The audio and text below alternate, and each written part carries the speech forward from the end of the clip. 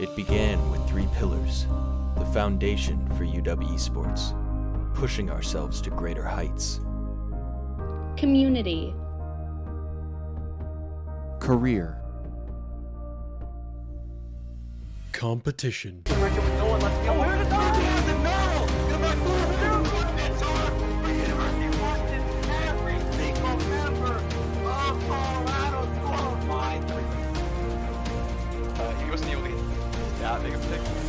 Oh yeah. Reminds me of Toronto Defiant Yakpung. Reminiscent of that, of just juggling everyone into the corner there. Maybe that'll be the game changer here for UW. Maybe. Oh my goodness! What an angle by Wizard! Wow. What a shot. Tonight is our UW Esports Game of the Week, featuring the second match from PAC-U Competitive League of Legends. Last week, we got to see the Huskies go head-to-head with our neighbors to the south, University of Oregon. And today, we will see the UW Esports team compete against Oregon State University. Our esports programs seek to build and foster community, open doors to the vast career opportunities in the field of gaming, and promote the virtues of healthy competition. Through esports, we are able to communicate with one another, forming and developing digital communities. We hope you enjoy being a part of our community, and we invite you to get more involved. Follow us here or on our UW Esports Discord server, as well as on our social channels at UofWA Esports. Now to introduce ourselves. I'm Griffin. I'm currently a freshman at the University of Washington, and I'll be one of your casters tonight. I'm Aaron. I'm a 4th year here at the University of Washington, but you can call me Kestra while I'm here casting for you, and I'll be providing some color commentary for the evening. Griff, can I say it is just a joy to be back in the booth after so long. I think it's been a year since I've got to cast our League of Legends team, our beloved League of Legends team. And, you know, last year we had such a sour end to the season, I think. But now that things are back up and running, everything's all kind of coming back to normal. I've heard that we've been up to a pretty roaring start since our last week. Oh yeah, absolutely. Just watching those first 2 games that I cast just a week ago, UW came out of the gates swinging, winning 2-0 in their first match, basically showing that they are ready to take the fight to any team, especially those from Oregon. So we're going to have to see today if UW's going to keep that momentum going, and I think there's a good chance they might be able to.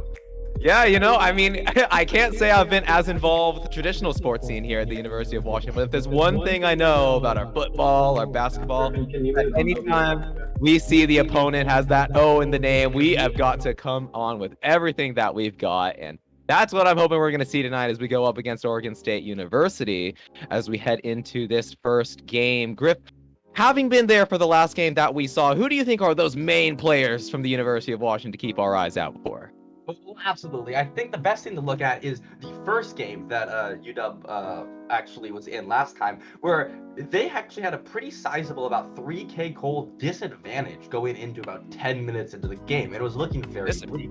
And I remember that Pacho, the mid laner who was on Yone, made a flash 1v2 play against the Jin and Braum, fed 3-0 bot lane, securing a kill and basically turning around the entire tide of the game. Wow. I think as we look into this game, I think looking at this mid laner, looking at the control that he's going to be able to provide with his ability to roam, his ability to control the map and change the flow of the game is going to be essential towards UW's eventual defeat or victory. Yep, and I think that's such a great characterization of Pasco, having casted him for the past couple years. I mean, making those plays in the depth of those disadvantages. When he's down, man, his down goal doesn't matter to him, able to turn the game around like you said, and gonna be looking out for him this game, heading into against this matchup against Oregon State University. But on the other hand, his matchup from OSU is quite a character of his own, would you say? Yeah, I mean, absolutely. I think that we look at Hunter Vault. Hunter Vault's going to be, I guess, on the game. We'll see who he's playing in just a minute as we hop into the game. But he's going to be facing a lot of pressure going on, especially because Oregon State University knows what he can do and what he's going to be able to do if he's not checked in the team. So we're going to see how Oregon State University is going to maybe take their jungle presence, take their laners, and use them to maybe control the mid lane and stop him from gaining any sort of lead that he could use to kind of snowball the game out of control. Yeah, he's certainly the focal point of this team as far as rank and pressure go. And if a University of Washington has done their homework, they should know that he's coming in with a massive centralization of Cassiopeia games in his match history. So I'm curious to see whether they plan on letting that one through the draft or if they've got some spicy countermeasures prepped up for it. What might you expect, Griff?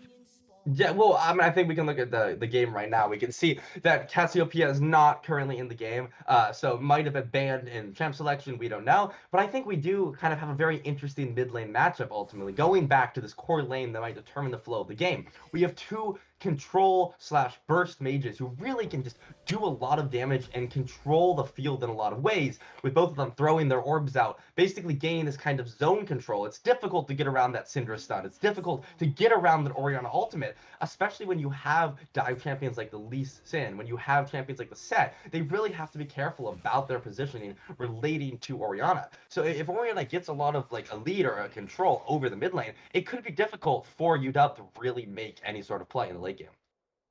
Yeah, and I'm going to be straight up with you, Griff. I am currently having technical issues getting into that game feed right now. So talk me through the rest of this draft here. What are we seeing the direction for the University of Washington?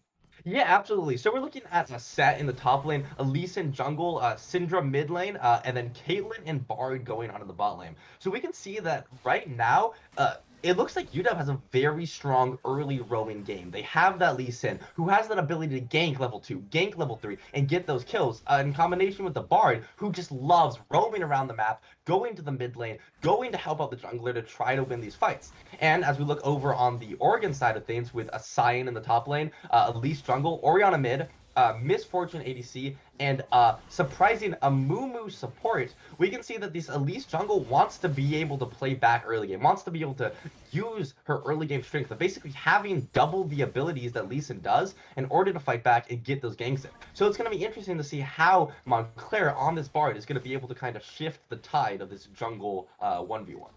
Yeah, and I love to see these two aggressive junglers paired up against each other. All about that early game action. Which one of these two is going to get that feast or famine going? I'm seeing Elise enter in towards that bot side there just to get a cheeky little ward, it seems like. They have spotted, though, that the Elise's bot side's still up. Those playing with a little bit more impunity down there in the bot lane. But another point of interest to me is this top lane matchup right here. Not one we're used to seeing in the professional scene. Yeah, really. The Sion just has the control and the ability to take over games. Just gaining that stacking HP, gaining that, a first blood goes down in the bot lane, going over to Misfortune for Arctic 12. It seems as though it's a gank gone right, and Lee Sin just wasn't there in time. However, he manages to trade back, and the Sky falls for me, gets the second kill of the game, however, quickly falls again to Arctic 12. Yeah, and the Cleanse still available for the Caitlyn. So many summoner spells being burned, it looks like. But kills going both ways. It looks like to start off, Oregon getting that kill advantage. And I wish we had that footage to see those mechanical outplays that happen to make those 3 kills come through. But for the moment, seems like both junglers going to come back on that map and look for some extra action down here. It really sucks, and we also have to look at the fact that taking Cleanse, well, it may be super helpful against the Elise Cocoon, against the Amumu ultimate, also means they're just going to have less fighting power ultimately in the early game, because it's much harder to fight someone when they have that heal, they have that extra health, which might have been a reason this fight went over to the side of Oregon. And now action in the mid lane as a gank might have gone awry. The Bard tries to find something for Pasco, but it's the top lane instead where the kill comes through. Call Something just needs one more though with the Venomous Bite as the auto attack can't quite find him. Oh, the Q not there either. The spears, the stuns, everything flying through as Pasco trying to buy time for Sky falls for him. He finds the kill on the Elise. Brilliantly stalled by the University of Washington to convert that kill, as now they're roaring back into lead at 3-2. Wow, that was just a fight and a half. Both action in the top lane, action in the mid lane. We can look to those two aggressive junglers. They're always going to lead to a game like this, where it's centered around the mid lane, where they're trying to gank, trying to get that lead. And you can just see that the Sky Falls for me just being there when he needed to, just allowed him to get that gold and pick up that kill with that Lee Sin early mobility. Now it seems like the momentum's starting to shift here. It's just a small lead, but that extra kill meaning that University of Washington has so much more room to play with, and they continue to trend towards this bot side, it seems like. The flashes Both still available for the mid laners, so not likely to see any action there, but could capitalize with the aggression that we're seeing from Trusty Penguin. Already the Sky Falls from reposturing towards there as he spots the Amumu fishing for that bandage toss angle. But we can't ignore what's happening up here in the top lane as Nightscale imposing his will in the Scion matchup. I mean, Set just has such a dominant early game, especially against a champion like Scion. It's really difficult for Scion to kind of get that CS and even sometimes get the experience if a good Set, like we can see Nightscale is playing, is just zoning him away. We can see that the CS lead is only about 8 right now, but that extra kill is giving Set that extra AD, that extra gold, that extra pushing power, which might mean that Set can kind of run away with this game, and then at some point with that TP really start to influence the bottom side of the map, where we see a lot of the action is already happening. And it seems like UW might need that help, as Misfortune already has 2 kills and a very strong early lead against Melee. Certainly a scary place for that gold to be landing. We'll see what kind of build Arctic 12 is going to be opting for, but Lee Sin not going to find that lane gank ankle he might have been hoping for. Just going to head towards that top side and maybe see with this wave crash if they can get anything done, but the action might be spotted by Call of Something. Coming off those Krugs, it might be hard to kill Nightscale, but he's there to dissuade any sort of diving. Yeah, with the Elise top side, Set is really pushing up, and the wave is starting to die. It's possible he could be in trouble here. The Q goes through the W, damaging Pika Swag. The Call of Something is coming in. Nightscale tries to back off, and it seems as though with Elise rotating up, we could have a 2v2 in our hands very shortly.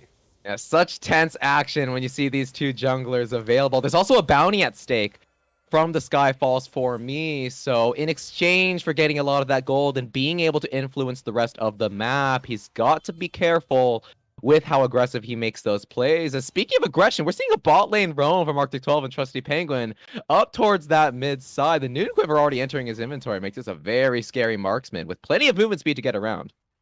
Yeah, it definitely looks like Arctic 12 is wanting to try to get that mythic item on their next back. And if they're able to farm up a little, maybe get some plates, get another kill, that might be a very real possibility, which could be a massive issue, especially if you look in the top lane. Nightscale is going in, getting a good trade over on Pika Swag, just pushing that wave, but the Scion tankiness does make it more difficult. Yeah, he's always attracted to that action, but here's where it really starts when the Sonic Wave lands and he goes in. 100-Volt has the ultimate, the damage being done, but it only catches one with the Shockwave. There's the ultimate from Syndra as well, as the Conqueror buys him that last bit of HP, the shield as well. No mana left on that Orion as the forward flash is forced. The chase is on, and the Sonic Wave, the dash through, double kill for the Sky Falls. For me, brilliant.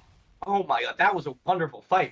You saw the power there of an early game Lee Sin and the amount of damage you can do. And bot lane, we're seeing a fight going in. Trusty Penguin goes in, hits the bandage toss, now backing off. However, Arctic taught within the trap. He's got a little bit of something going on as there's a tunnel back in onto the ADC. The Ignite landing down, but Bard getting low. Trusty Penguin's not stopping. They found the kill on the ADC. Now Trusty Penguin able to exchange on the support, but at what cost? Because Mail's got lethal tempo. He's got the net to chase after him. Can he kite this one out? It seems like he's going to walk away with his life, but at what cost for OSU? Well, that was a really intense fight. Yeah. So how do you think this game is going about? What lanes do you think UW really needs to focus on? The cleanse comes out bot lane. Melee is getting Dovin. I think he's gonna find that cleanse soon because the angle is there. The trade kill onto the support. Call Something can't get the repel up to drop that aggro, and Mail plays it brilliantly to find himself a kill. Oh my gosh, the University of Washington turning around every play OSU throws at them and coming out hugely on top in this early game. Yeah, we can see already a 1.8k gold lead is being established by the University of Washington. That is just a massive amount of gold that's going over to UW, and it means that they're going to be able to have a lot more control over these objectives in the middle of the game. You know, those dragons. Bot lane, we can see that Arctic 12 is getting cornered back against the tower. The Bard and Skyfalls for me is going to go and pick up the kill. They've got damage. Oh, the Skyfall's got the kill once again. The Elise was floating around, but just did not have the resources she needed to help Arctic 12 out again. The University of Washington is not letting go of this tempo. Trusty Penguin, though, always looking for something as he forces the flash, brings the jungler in towards the mid lane. Is this an Elise going down low? Skyfall for me still has Dragon's Rage available as he sends it in on the support. Still going in with the Sonic Wave and always finding the last bit of damage he needs to get that kill over to Pasco. University of Washington on a rampage so far. now that UW just has such a massive lead, it looks like they're just going to be able to take this dragon for free. And top lane, we can see Nightscale and Pika Swagger kind of just doing their thing, going back and forth. But UW really has this commanding lead, and it's going to turn into objectives. It's going to turn into possibly a Herald, which will mean that this top lane that's sort of been a sort of stalemate might be able to be broken open, which would be devastating over to the side of Oregon. Yeah, I mean, Pika Swaggy's been able to hold his own, even going down just a little bit of CS because of Set's early laning power, but that scaling advantage that you're looking for in the Scion pick, it's slowly being mitigated because you can't just sit there and wait while the rest of your team is being dived on in the bot lane. There's an ultimate onto the support, but Nonclear's got to watch out. He's going to get the stun down, but the auto does go through. Skyfall's for me, it's not stopping. Ace in the hole with the kill trade onto the support, and University of Washington always looking for these angles. The cross map in the top lane. Pika Swag going to find something of a knockup, but he only buys time for the angle. Call us something is able to close that one out as OSU answer back in that top lane. Well, absolutely fantastic map play by both sides over here. We can see choosing the lane that they want to fight for, the bot lane, trying to get back the lead, get that lead over onto the Caitlyn, looking at that 3-0 Caitlyn with 92 CS, who just has a dominating amount of money. That could also be doing. Oh, he's fighting a Sonic Wave. It's back before tier 2. Trusty Penguin is going to try to answer back with the bandage toss. Locks him up for the bullet time. That's getting a little bit too big for your britches as the Skyfall Smee is shut down. Answering back, though, on the opposing jungler, University of Washington will not go down with without a shout. Well, this game has just been non-stop action. I guess we can expect this. That's a breath. Just seeing the Sky Falls for me and Kawa something, just playing so aggressively around, not looking for that high CS number, but instead looking to make these plays around the map. And then we can see this volatile bot lane going on. Montclair Year is going forward. He has the Q. Sidestep by Trusty Penguin. He steps in the trap though. Caitlyn gets the auto attack. The headshot almost goes for the Q. Kills. Grab us there. Oh, and they do find it with that last bit. Oh, the Q, excuse me, I forgot the ability name there for a sec. I'm rusty, but Pasco's not stopping either. Dark Spear, I remember that one, and so does he, as he's going to find one more potentially, but the stun misses out. Only needs the execute to secure this kill as the stun going to connect in time. Kawa something able to answer back and keep his mid laner alive. So much action everywhere on this map at all times as the Herald gets dropped, but Griff, we can't even slow down as the Skyfall Smee finds himself behind the tier 2. What is going on in this game? Portal comes up and drops an Arctic 12. Trap there, Skyfall Smee goes in, immediately stops one shot to Arctic 12, and it looks like a Trusty Penguin might be in trouble too. However, just walking away, the tanking is going through, the Bard, the portal going through, the ultimate isn't going to be quite enough damage. The ultimate not enough. Dives in, but the Gorge Draco comes through. Still, the Skyfall Smee is going to fall, and Hunter Vault is trying to get away. The ultimate shockwave comes out. Oh, stuns everywhere! Oh! The shockwave double kill over to the Caitlyn. My goodness!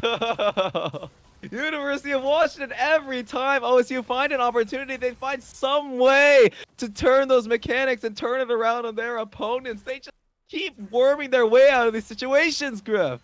And now we can just see that Caitlyn has a 6-0 advantage over Arctic 12. 6-0 this early, and they haven't even spent most of their gold yet. So once this Caitlyn's able to get back, we can see gets the mythic item, gets the boost. It's now going to be an unstoppable force controlling this game.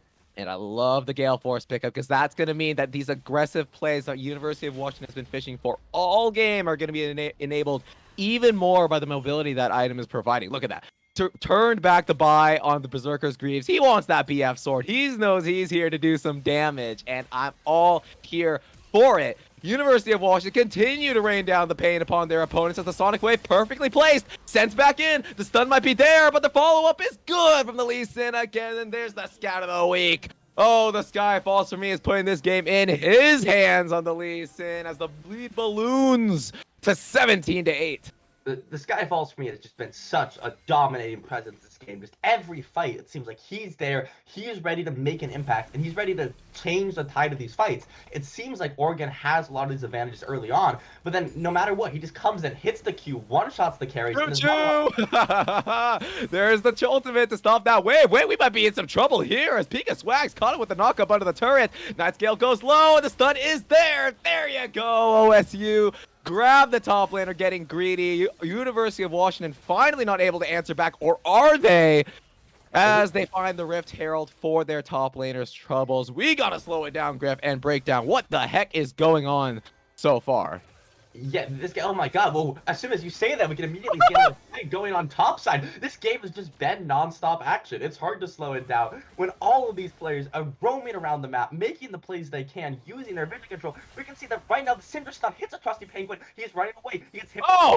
Oh, the very last level, the start of the week, gonna find it, the Dark Spear, Gale Force Chase, godlike, that's a Caitlyn. There's a red buff being taken away to boot. University of Washington seem to be hands checking their opponents this game, and they're coming up with full marks.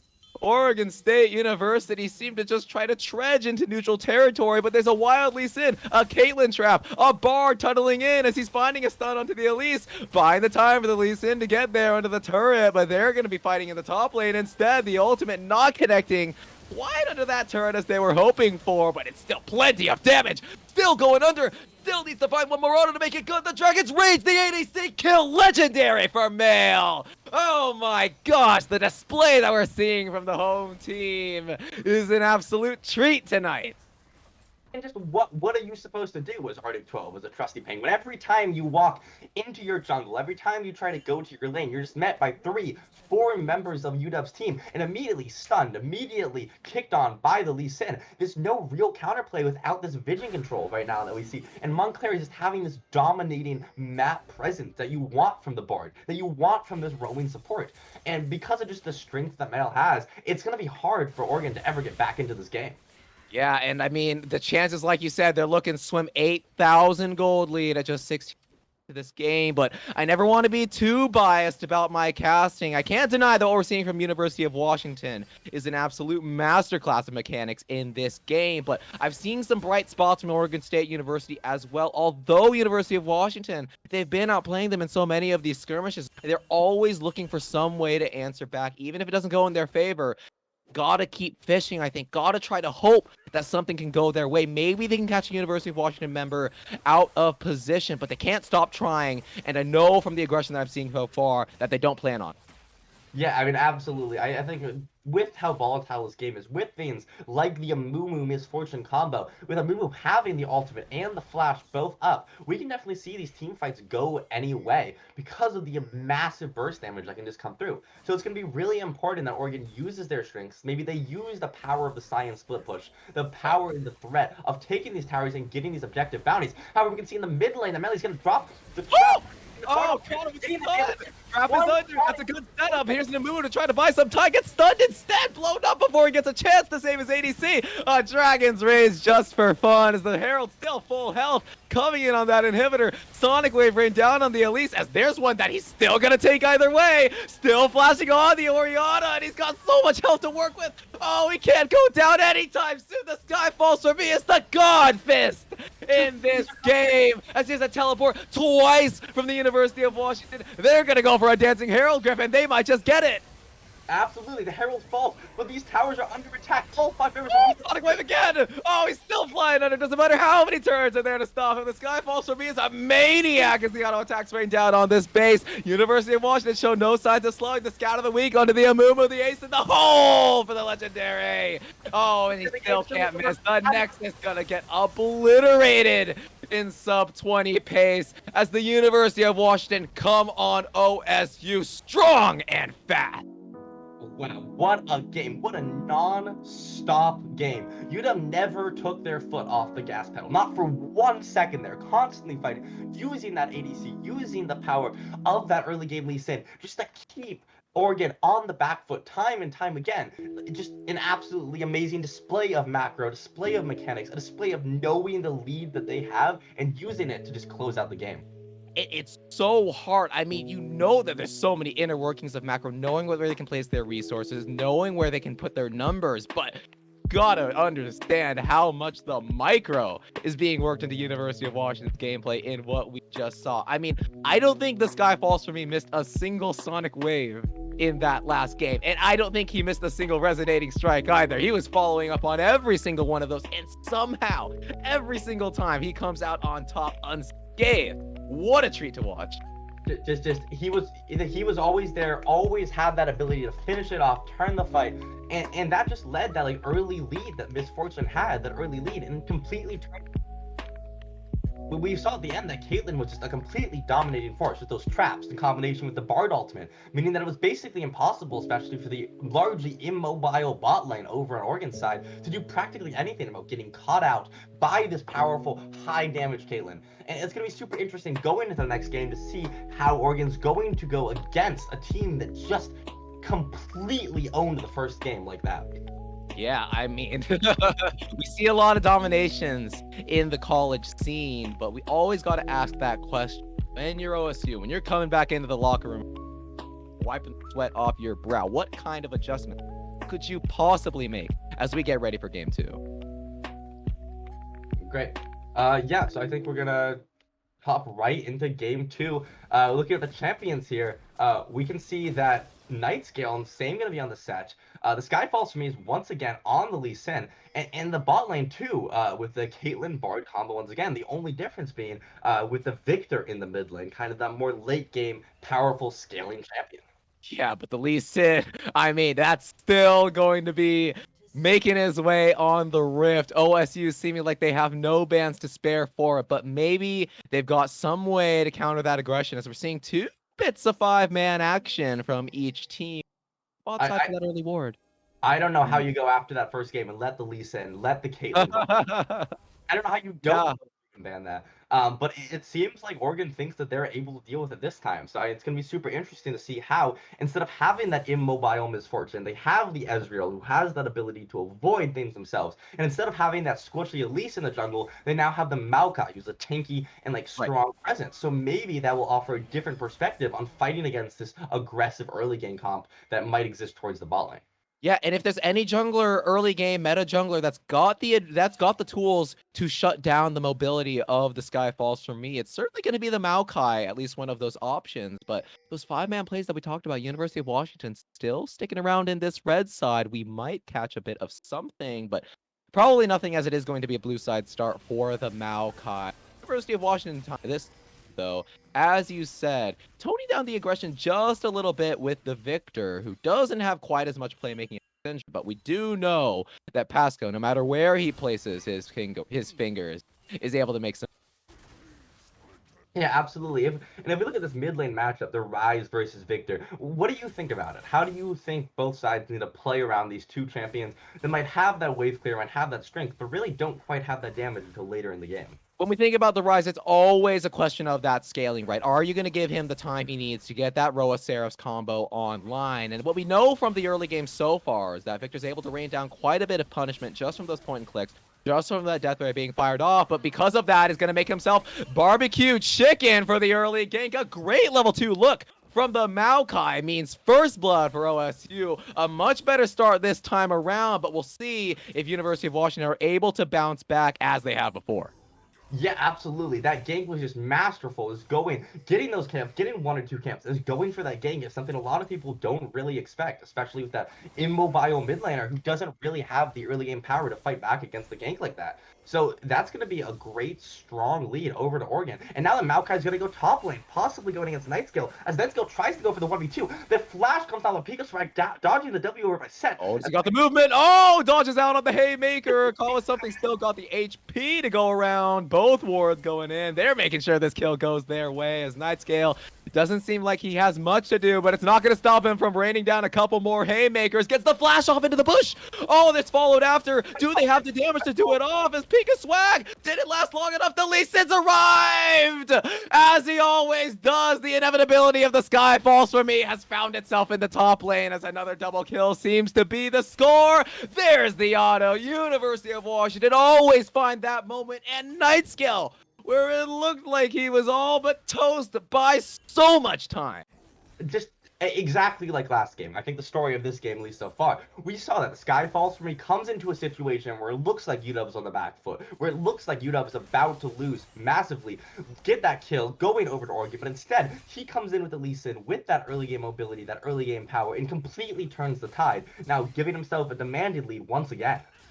Yeah, and I mean, it's Oregon State University. When we talk about adjustments you have to make after a route like that, we are definitely seeing them call us something, making so much early game action happening, capitalizing on the fact that he knows UW love to make these aggressive early laning plays. Did it on the Victor. He did it on the set. He was bullying since last game. And there's a tunnel onto the Maokai. Has the stun. A brilliant angle. Sonic Wave is next. It's a 4-man kill on to call us something. Going into the pocket of Pasco. Oh, University of Washington, where you least expected. They've got something cooked up. They always just seem to have the people there. They have that macro ability. The roving support, I think it's not just the Lee Sin that's allowing UW to do what they're doing, but the combination of that Bard and Lee Sin. The ability for them to work together, which is why it's insane to me that Oregon let them have this again in this game. Yeah, and I mean, like I said, Oregon State University, they're making look good looks. These aren't bad plays that they did the pick just there, but it's always University of Washington doing something better. They've got the mechanics to turn the gank around. They've got the man advantage there where the Maokai thinks that he can walk into that river. They're always one step ahead somehow. And Oregon State University have just got to try to find some spot where there's that absolute advantage for them. Numbers advantage that can't possibly be surmounted. Otherwise, it's going to look like a repeat of game one. Incredibly difficult as we look here. Mid lane, 100 volts going up, Ghost is dropping down, but the Bard is there, Montclair is there, Cobble something gets stunned. The flash comes in, but 100 volt with the Ghost speed is able to dodge it. Look at that gravity field! Oh, the Ghost is good! Oh, the bone plating there to buy some time, though, is Trusty Penguin there as well. Seems like nothing so far, which I'm going to count as a victory for OSU, but it might be something yet. Lee Sin going to get rooted up by 2, but do they have the damage to finish him off? Sonic Wave does finally miss after 2 whole games. It's 100 volt going to go on the rampage now. Didn't get the Ghost reset, but still has the man running with him. Trusty Penguin fishing for the hook, finds it. There's 2 for you, OSU, evening this one out until Nightscale goes under the turret and has the shield to try to stay alive. Pika Swag answering back as well. 4-4. There you go. Get that dragon. Wow, that was just an absolute like showcase of this like quick early game gameplay that we've been seeing. The Caitlin's gonna go again. The Victor ultimate is being dropped. Caitlin's gonna right. Oh, the root is up though. Hunter Ball trying to buy time with the flash, but he does get bumped with that last auto. Oh, it's a complete massacre under the pit. As OSU think that they can convert it into some kind of neutral advantage, but University of Washington, as we've repeated time and time again, refuse to let their foot off the gas pedal. Even when you think you're winning, you're walking right into their jaws. There seems to be no counterplay for Oregon. And, like, what can Oregon do against this Lee Sin always being there? How are they supposed to play? And I think they really need to not let that Victor have that 6 coming into the fight. Have that advantage of the extra damage that's coming in from that ultimate. And then the Lee Sin power that's going to be coming through. Maokai doesn't really gain that same sort of damage until once he gets his item, once he gets his CC to be valuable. And, like, bot lane, some plays are trying to be made, but Trusty Penguin is not really able to connect with Caitlyn having double buffs here. It might be a difficult fight for Ezreal and Trusty Penguin to make anything happen. It's like you said, how do we look for the play that's going to get us back into this game? They had something going on to pick up those 3 kills. They tried to convert into Dragon, but like you said, it starts with trying to find that advantage, and Hook is going to be something for it. At least to force a flash. Flash is after, but here's the Sky Falls for me once again, living in the nightmares of his Oregon opponents as Mail dodging out on the auto just to put a little rich flex on them. Double kill going over. 303 on the Caitlyn. Where doesn't University of Washington have an advantage in this game? And we get to see that the gold is exactly where you want it. If you told me where in this game do you want this gold over on the side of the University of Washington, I would tell you time and time again, it's on that Victor, on the Caitlyn. We can see top lane, Nightscale is getting it, drops the ultimate over the Maokai, call us something, is immediately one-shot by Nightscale. And no, spin out, make it happen this time, go with something to flash after all the unstoppable wind-up. Nightscale can't be stopped, but maybe the Rise can make it happen. Gonna need to land that Q though, as Pika Swag flashed after. Oh, it's a massacre in the top lane once again. Nightscale gonna go down, but not before showing the world what he can do on this set. That was an incredible 1v3, picking up 2 kills there. Just Oregon once again trying to find that play, trying to get back into that game. We're just looking at the individual micro, like you've been saying, that UW has, and it's their ability to turn around these fights. And we can see bot lane fights already trying to erupt. This game has been non-stop action, one play after the other. And it seems like every time UW just has it. In bot lane, we can see the Skyfall for me is going in.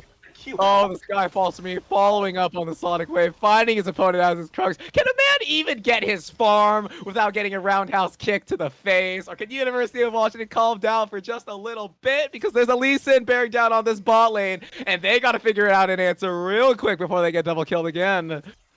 So what do you think Oregon needs to do in this game? Like, what you're playing for Oregon, you're coaching. What do you need to do? How do you change your gameplay to somehow salvage this 5K gold lead that UW has? What I want to say is it all starts with the vision, but what we're looking at right now is University of Washington wrestling away every last bit of territory that OSU have to work with. This is what great teams do. They don't just walk away with the kills. They don't just walk away with the wave state. They take space from their opponent, and that's why it has been so suffocating watching this game as a spectator for OSU. Look at how the Ezreal and the Nautilus have to play under their turret. Look at the kind of vision the University of Washington are asserting. So many deep wards in their opponent's bot side. The Maokai cannot make anything happen there, but what OSU has to recognize to get back into this game is where are these pockets of visioning happen? Where is it that University of Washington is focusing their efforts, and what can we do to force something to happen on the other side of the map? Because you need to make these gambles. If you're just going to trudge around there and wait for that dive to happen, you're only going to fall even more behind.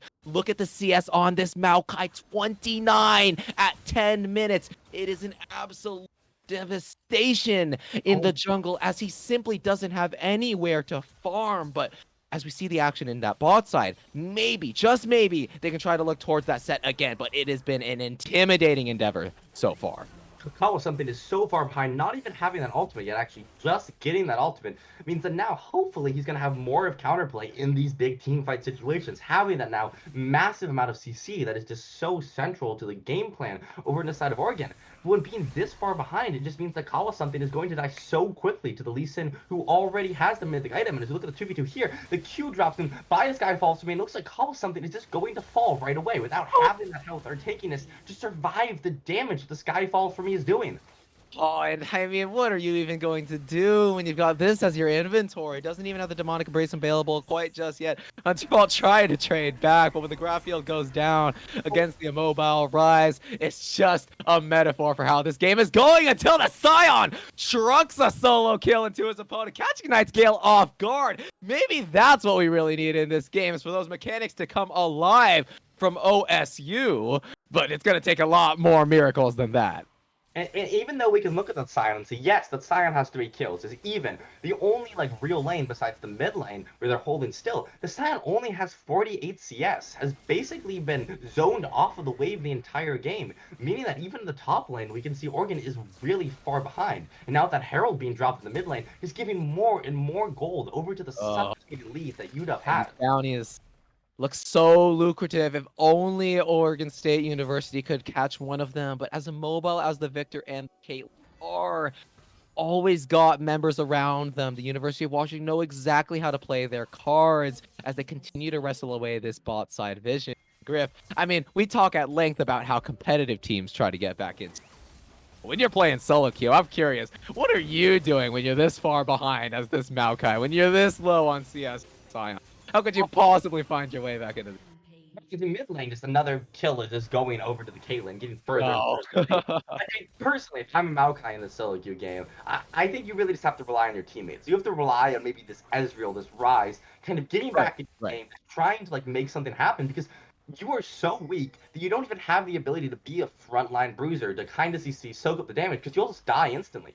You have to do whatever you can in solo queue to not die, and it looks like right here, Call Something might not be doing that. Oh, every time he walks in, there's a Bard waiting at his wolf camp even, as the ultimate to try to buy some time, but the route might not last long enough. He walks away with his life, and that in itself is a miracle for OSU, but University of Washington can't give up so much as a camp. This is what I'm talking about, Griff. This is what you want to see from great teams. When you're this far ahead, it feels awful to give up so much as anything. And that includes a wolf camp even, as now they're going over the wall. A 90 caliber net to catch that stun, put down the traps. Oh, even the Scion can't catch a break under his own turret. As the University of Washington now turning their attention towards this top side to show their opponents that the rift is theirs. It's just insane. Look at the CS differences this game. We're looking at a 40 CS gap top lane, another 50 CS gap almost in the jungle, a 30 CS gap in the mid lane. It's just ridiculous that UW, at less than 15 minutes, is able to completely suffocate Oregon out of this game. Look at the tower difference as well. Having the tower down in the mid lane, having the tower down in the bot lane, and 2 in the top lane, when it looks like Oregon hasn't barely been able to scratch so much as a plate on any of the UW towers. There's been no counterplay this game, really. Yeah, and I'm going to be honest, there's not really much you can rationally do as a League of Legends team to try to get back into this game. As a flash away from the Bard ultimate might buy the Rise a little bit of time, but the slows are there. There's a flank from the Victor. Everything is landing, and there's no way for Hunter's Vault to get out of this one. As the kill continues, Arctic 12 now being fought at melee range by his opponent, forced to escape.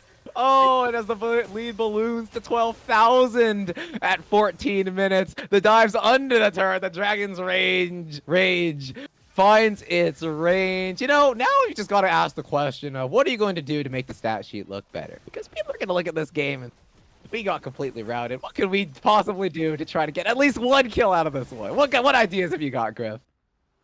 Largely, the problem is that this has quickly turned from an action, like, war movie to a horror movie over on the side. This is now just going into your jungle, trying not to die, and we can see that they're trying to fight back, which even under their tower. Nightgale just flashes under. Trying to get a knock him onto the Caitlyn, but there's an autos going down, flash under the turret, Hunter Vault, maybe fighting last bit, but there's a haymaker waiting for him in his own base. It's like you said, it's a literal horror movie out here. The calls are coming from inside the house as they continue to run into their opponent's base. Nightgale at just 1 HP has a lot more than it looks like and plenty of damage to boot. University of Washington take it to 22 kills at just 15 minutes into this game. And as their opponents walk out of the fountain, they find themselves asking, where do we even go without opening a cupboard and finding a Wild Lee Sin? I think it's ridiculous. You very rarely see a game at 15 minutes with a 15k gold lead. But I think if you do, you can pretty safely say where this game is going. And Baron hasn't even spawned yet. And just like last game, is UW even going to need the Baron? Or are they just going to... Are they even going to need the 20-minute surrender? They won't even let their opponents get there. But like I said, you know, as far as rational ways of winning League of Legends games goes, this one's pretty far gone. But, you know, what if we get experimental? What if we just stack some bush and hope that somebody, some unsuspecting someone walks in there? Maybe that's something. I don't know. But I don't think sitting around here and hitting waves is going to get us anywhere closer to that finish line, Griff. Absolutely. I mean, I think there are a few things that are. I mean, Montclair's just going over there, and we can see Maokai Kawa something is completely cut out top lane. He might get 1v1 by a support here as the slows are there. The auto attack's coming after. Oh, the stun for the Caitlyn to come after. They've got the synergy. They've got the autos that they need. And University of Washington, unstoppable is the lightest way that we can put it. As a 1v3 play might be something for the ones to try to get back into this game. Oh, the haymaker, the damage finished off by minions. Nightgale refuses to go down as he always has. Core Drinker, autos, lifesteal is there. The trusty Penguin, oh, is going to be entrusted to the ace in the hole as the stuns to follow. University of Washington seem to have more movement speed than a regular League of Legends character. It's just amazing how they can get around this map and find these kills. It's like they have some blood scent for Oregon opponents as the sky falls for me. Gets the auto down, the first strike beating down, and there you go. That's the 1,000 bounty for Call Us Something. Showing the University of Washington that they're good for at least one, but oh, Griff, this one's pretty much over. Nightgale just seems unkillable. Like, what do you do against this set with the Gore Drinker? The Lee Sin comes in, Sky falls for me, gets the Gore Drinker, just absolutely obliterating the entire audience. The Dragon's Rage is beautiful to find 3, and then the smite to follow in the University of Washington. Take their victory lap under the turrets. The Rise, you know, maybe he can get his. The Bard's looking low HP over there. Maybe we could connect a chain Q over there or something. The overload, oh, the true damage is a little too much. But they're going to go in with the ultimate either way. Only set 3 with them, but it's right into the waiting arms of the University of Washington. And they can't even shred the shields that their opponents have. It's ending almost exactly the same as the last one. The exact same time, very similar team comp. It seems like UW just kind of was like, let's do it again. The victim, meaning that they're going down, but the Caitlyn just does too much damage. There you go. kill onto the Pascal. Pika Swag trying to find something with the ultimate. Going in after. It doesn't connect quite. Nautilus. Maybe he can do something with the Ignite. That's not up. No, not there. Pika Swag has the passive for a little bit more autos, but even the shield. Come on. Yo, throw him a bone, dude. No need for that Gore Drinker business. That's Hunter's Vault. Still coming after them with the Rune Prison. The Overload connects. The HP is at 1, but Call Something can't quite finish it off. They've left an ADC on their loan. Maybe this is the bow that they were throwing their opponents. Oh, but it's just a bait for the rest of the team to finish the kills off. Orchid does hold up. They aren't falling. The super minions are coming in. Inhibitors down, but they are not dead yet. And Very true. It seems like UW might just be trying to regroup, get back together, maybe even go for that Baron and come back with just a devastating, unstoppable. Yep, route their opponents in the most humiliating way possible. That's the University of Washington way. But like you said, the Nexus hasn't exploded quite just yet. There's plenty of XP being funneled in with these inhibitors starting to fall. So, you know, we've got some scaling champions in the carry positions. Maybe, just maybe, if we can hit our 2 item spikes, we can put together some miracle of a Nexus Tower team fight, but we're grasping at straws here, Griff. I mean, and also, like, UW is about to be on soul point. Like, once they get that next Ocean Dragon, then they have that as a win con as well. Even if you win 1 fight, even if you win 2 fights, what do you do against this overwhelming gold lead? It's not going to turn around in a matter of minutes, and we get to see the suffocating power that they have. You have to be defending that Nexus. You have to be defending the top and mid lane, meaning that UW is going to get every single camp, every single objective that they want. So we're really going to have to see if Oregon can pull something out. Like you said, maybe 5-person stacking in a bush. A new build never seen before, but it's going to take something. The set is just taunting. Yeah, put those setups on. Those ab workouts are how he turns around 1v2 gangs, folks. The saplings. Not going to do much here. An Ocean Soul going to be the last. Or an Ocean Dragonite. Oh, the shields. Oh, the damage. They do get the smite off. There's another recall with something. 5v4 for now, but oh, they're going to need a lot more than that. He's still fishing, though. Getting the root down. Following up with the rest of the CC. He's going to give his life, but can they finish off the mid laner for it? You get the last bit of damage off, but oh, the health bars are just a bit too high. It's the double kill for the Caitlyn.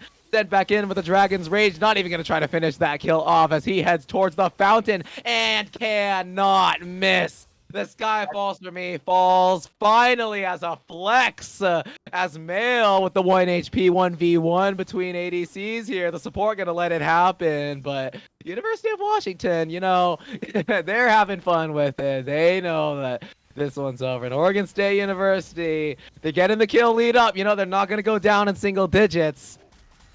But it's pretty much, it's a wash. I mean, that's another attack, though, by UW. Another go-in that was completely repelled by Oregon. They are still holding on to this, like, rope, and it's slowly snapping, but they're still holding on. And it looks like they might force... That they are. They might force UW to go for the Baron. Yeah, and that might be a victory in its own. Like, going for objectives. UW's really getting desperate here. They have to go and take an objective, you know? Yeah, and Baron's being taken does mean that there are opportunities for objectives to be stolen, but with how much vision that they have available and how little the Maokai has to get in, it is going to be a very clean take. And the University of Washington going in with one final shout, at least give them a chance here. You know, let me see the Lee Sin sell all his items and go full AP. You know, it does quite a bit of damage with the Cripple Tempest. Try to make it a little bit fair here. No, we know that Oregon State University, they're going to rally with everything left that they have, but it's going to be real hard to beat them with their wallets being this far behind. It's coming in at 20,000 almost, the gold lead, and innumerably more in Dragon. And it's going to be that suffocating presence. Like, buried minions do a lot of damage, even the champions. And it's going to be hard at the set who can just go in the top lane, be alone, and just survive. Pika Swag is barely damaging Nightscale at all. And so here we go. Let's see it. 1v1 in the top lane. Not quite taking any damage quite just yet, but they're going to need to do some. Take their opponents out of their base. Holding their ground, though. Still have one turret to work with. This is something that they could get done here. It all depends on where they're able to place their CC. We saw it last fight, Griff. The way that they're able to connect that Maokai root with the Nautilus hook. Oh, but the ultimate is brilliant to catch 3 under. Set up the turret. Ezreal is gone. The 626. The ultimate after. Oh, it's an absolute massacre at the University of Washington. Refused to give even a chance to their opponents. brilliantly set up to finish this game in as clean fashion as possible as the University of Washington rack up a record amount of kills they had to have in a blazing quick best of 3 that they still aren't letting go. And I think that I'm disappointed on is they didn't take the Rise ultimate into Fountain. I feel like that you have to do it in a game like this, you know. It's kind of as a matter of pride. But ultimately, UW just swept these 2 games. It wasn't even really a competition, just slowly suffocating the life. Not even slowly suffocating the life out of Oregon, because both of these games took place in less than 24 minutes. Wow. Yeah, and again, a sub 20-minute victory in game 1 with the University of Washington playing with their food just a little bit, you know, letting the Oregon folks know who runs the League of Legends scene up in the Northwest. But like you said, can't be disingenuous to anyone here. An absolute beating from the University of Washington and showing so much of why they're going to be exciting to watch this season. But gotta show some respect to their opponents as well. As brutal as it looked, we cannot deny they had some great looks all across those games, you know, finding those late shutdowns to try to stay in it for a little longer, having a lot of great looks in the early game as well. But like we said, University of Washington showcasing their skill, those hands, putting so much of that to work to completely turn around some of the great macro plays from their opponents, Griff. I mean, not much to talk about there. Undeniable MVP of that game. I think you'll agree. It's the Skyfalls for me. Oh, like just and I'm gonna have to hit that man up after for some Lee Sin lessons as a juggler myself, because that man has to have some kind of cheat engine available. The way those Sonic waves are landing, he had to have some kind of infinite HP glitch or something, the way that he was able to turn around those skirmishes. Absolute treat to watch him on that pick. One of the most exciting best of 3s just in terms of sheer mechanics and skirmishing that we've got to far in this season, and looking forward to seeing even more from the University of Washington and seeing how far this roster can. Yeah, I mean, absolutely. The UW has just basically been the opposite of my solo queue games. It's everyone's always there for them whenever they need it. You're a mid laner, you gotta die. Your jungler is there. I want the Skyfalls for me in my solo queue games. So I might need to get a little higher in the ranks for that to happen, but I'm looking forward to it one day. It's good motivation, you know? Yep. Yeah, and like you said, you know, a complete blend of micro and macro there. I mean, knowing what to do, having the tools to do it. The University of Washington looked like the complete package in this season, and they're showing it so far in these past couple games. But as we get closed in on this best of 3 here, is there any other closing thoughts that you want to tag? No, I think it was just an exciting game for everyone to watch, especially if you're a fan of the University of Washington. I mean, what more could you want than your team just going into the enemy jungle, killing the enemy team time and time again before closing out the game in just a completely devastating manner. Yeah, and truly, if you're a fan of Oregon State University, don't be dissuaded either. Again, there was so much great stuff that we saw there, especially from their support. Those Amumu bandages in game 1, the constant looking for action. When you're getting this far behind, when you're becoming this far behind, what you never want to do is just buckle down and let them. Absolutely. But that's not what we saw this game. They were continuing to look for plays. They were never letting down the aggression. Even if it didn't always go their way, that's the fight that you want in these kinds of matches. And that's what you love to see from a team, a collegiate team of League of Legends. Props to them. Great matching, great showing. Everybody. Yeah, I mean, absolutely, yeah. Yeah, I think so. We're gonna wrap it up. I mean, just congrats to the University of Washington for winning, but congrats to Oregon State for playing their hearts out. I mean, thank you guys so much for joining us on our University of Washington Twitch channel tonight and spending time with our production crew, our players, and talent.